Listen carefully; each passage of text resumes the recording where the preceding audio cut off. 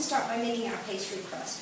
We're going to need 1½ cups of flour, 1 tablespoon of powdered sugar, half a teaspoon of salt, and 1 stick of butter.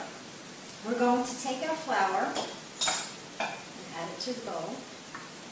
We're going to take our powdered sugar and salt, add that in as well. And we're also going to add our butter. We're going to work all those in together until we have a coarse cornmeal-like texture. Make sure your butter gets thoroughly incorporated. When our butter is thoroughly incorporated, we take 3 tablespoons of ice water and add that in. And work it in until our dough comes together.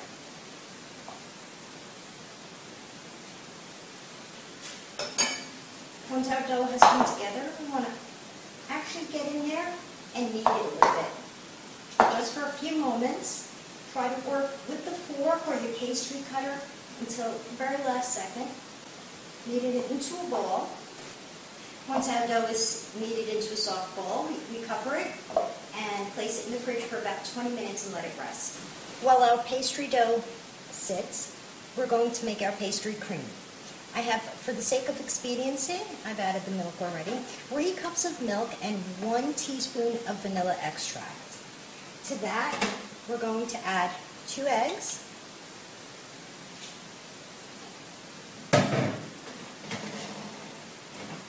6 tablespoons of flour, 1 cup of sugar, and half a teaspoon of salt.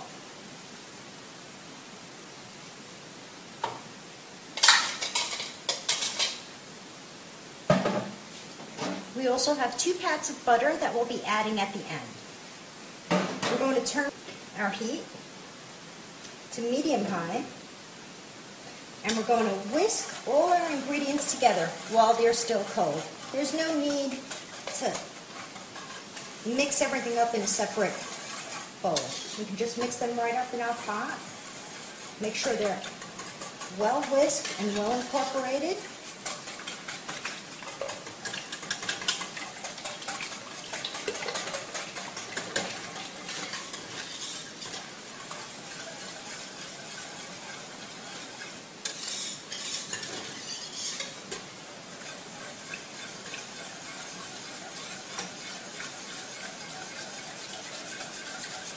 Make sure your flour is thoroughly dissolved. You can use cornstarch if you prefer, rather than the flour. Instead of the flour, I like using the flour.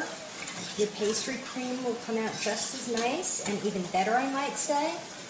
And you can avoid the corn product. There's so much corn in everything nowadays. I like to avoid it when I can, especially with the GMO corn. So I prefer making my pastry cream with flour.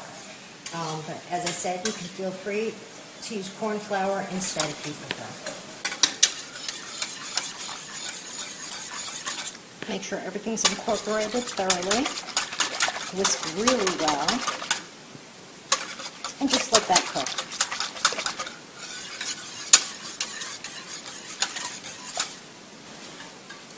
Make sure to stir as your pastry cream cooks. It doesn't take very long. It does take a little longer using the flour than it would using the cornstarch, but it's still not a lengthy process.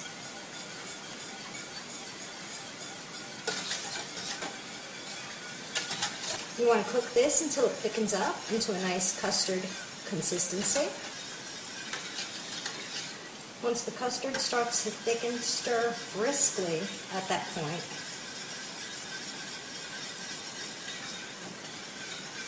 Reduce your heat to a low simmer and continue to let it cook for just a few more minutes till it's nice and thick. This will also thicken more upon cooling. As you can see, we have a nice pudding-like, custard-like texture there. And once it's reached that point, your custard is ready to remove from the heat and let cool. See that? And we're going to turn the heat off and add our butter at this point. Just 2 pats of butter, 2 tablespoons of butter. And we're going to mix that in. That's going to give our custard and our pastry cream a nice glossy look. I've transferred my pastry cream to a bowl so I can set it aside to chill. I've covered it. I've used some wax paper. I prefer to use wax paper. You can use saran wrap if you prefer. And we're just going to set that aside to cool while we bake our pie crust. We want to preheat our oven at this point before we roll it out as well, and we'll be preheating that to 350 degrees. I have my oven preheating to 350, and I'll be rolling out the dough now. To do that, I've taken a piece of wax paper that I'm just going to set down here and secure with a little bit of dough. I'm just going to put a little bit of dough on each corner, and that'll help secure my paper as I roll out my pastry dough.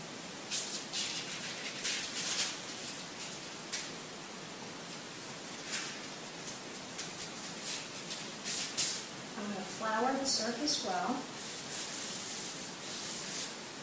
and just take the dough and place it on there.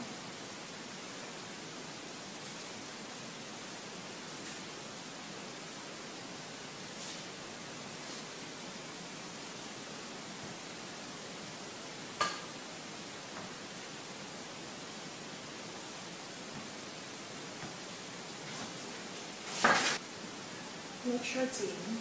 And when it's done, I'm just going to lid it and place it into my pan.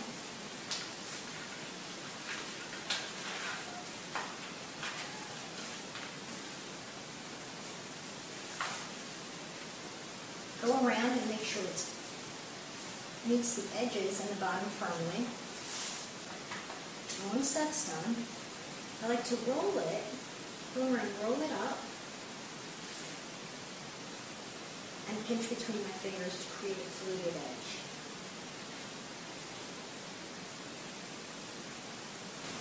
Once my edge is done, I want to pierce the bottom well.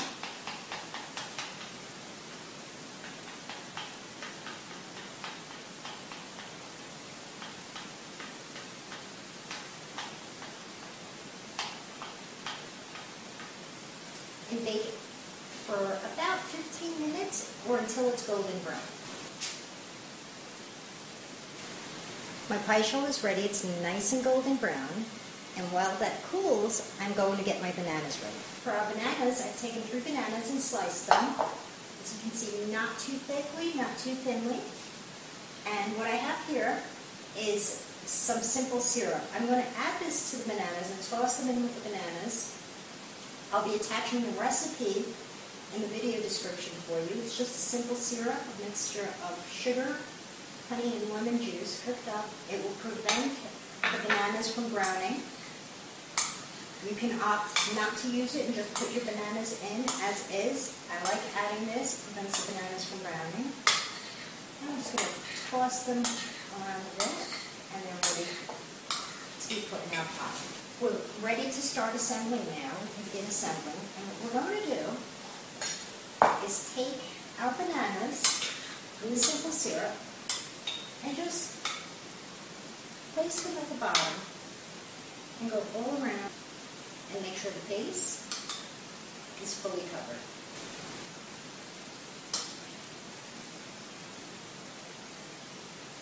Once we have the bananas on the base, we want to add our custard over that.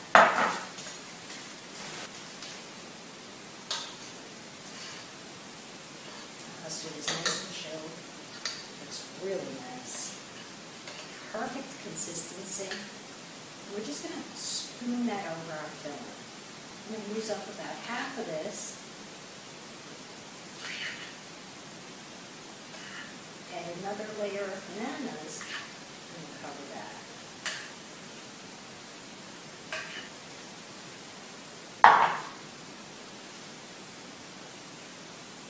From the center towards the edges, and get those bananas fully covered. Go all the way to the edges. Make sure your edges are sealed. Once that's done, we take the rest of our bananas, and as you can see, the simple syrup really gives a nice shine. I don't know if that translates over to the camera. They really get a nice gloss to them. They maintain their color in the pie. It's a wonderful addition to your fruits. So we're just going to add the rest of our bananas all the way around. Once our bananas are on, we add the rest of our cream.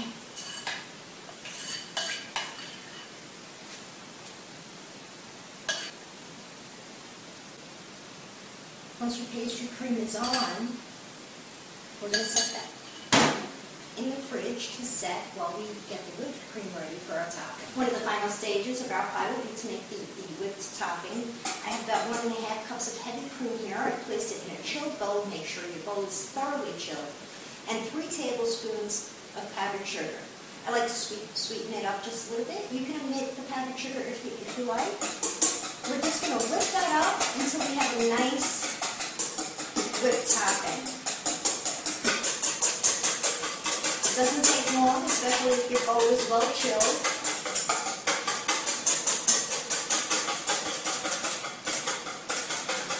As we can see, our cream is coming together. It's nice and thick, and we want to add the powdered sugar at this point. So I'm just going to add that in.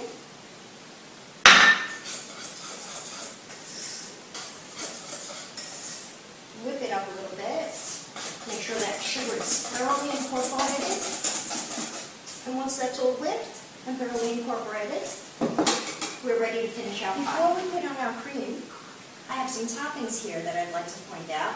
These are 2 tablespoons of chopped walnuts, about 4 tablespoons of caramelized sugar, and about 4 tablespoons of chocolate, melted chocolate with a little bit of butter.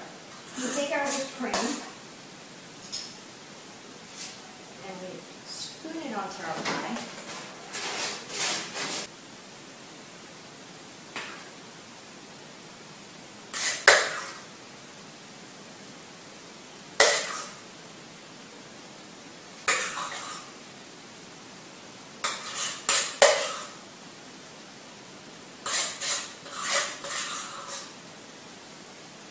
And when you're done, when you have the cream on, just spread it out, making sure you reach the edges. So once that's on, we take our chocolate and just drizzle it on lightly.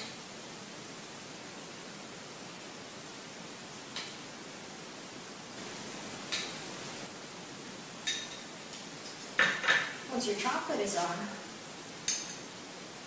poke that with your caramel. The caramel is a nice touch. It adds a little bit of color, and it really complements the banana really nicely. So once your caramel is on there, a few walnuts. You can opt to skip the walnuts, but I think they give it a nice touch. And again, they complement the banana nicely. They go really well with it. And we're done. We have to chill this for several hours in the fridge, chill it really well before serving. And our pie is ready. It tastes absolutely fantastic. It's easy to make. I hope you give it a try. I hope you enjoy it. Until next time.